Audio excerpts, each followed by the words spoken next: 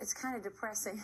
Well, You know, perhaps what American journalists are forgetting at this moment is things like, for example, when I was living in Baghdad for 5 years, right?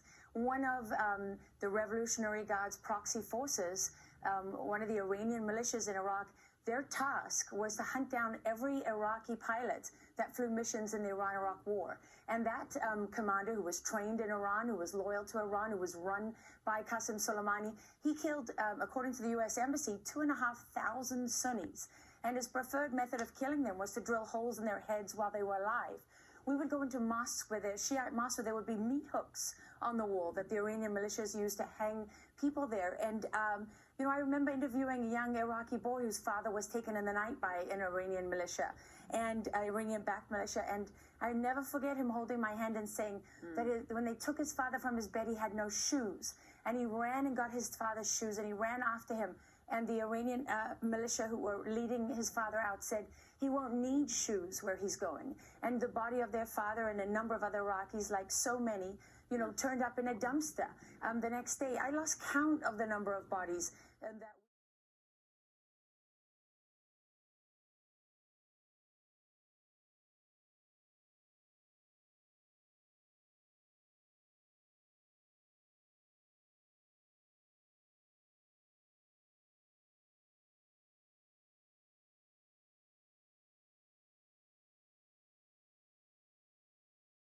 To me is that there are many reporters who have worked in the region. There are reporters who've been to Syria who know what the people of Syria have suffered. And Qasem Soleimani, you know, one of the things that he did, Chris Matthews said he wasn't operational.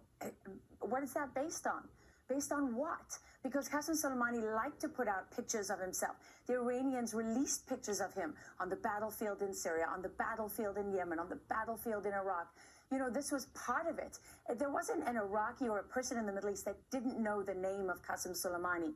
And perhaps, you know, the strength of the reaction from Iran is kind of an indication of how significant he was, because the Iranian government uses terrorism as a form of statecraft, right? They're the only government in the world that does that to that degree. That's why they were designated as a foreign terrorist organization. Why designate them if you're not going to treat them as terrorists?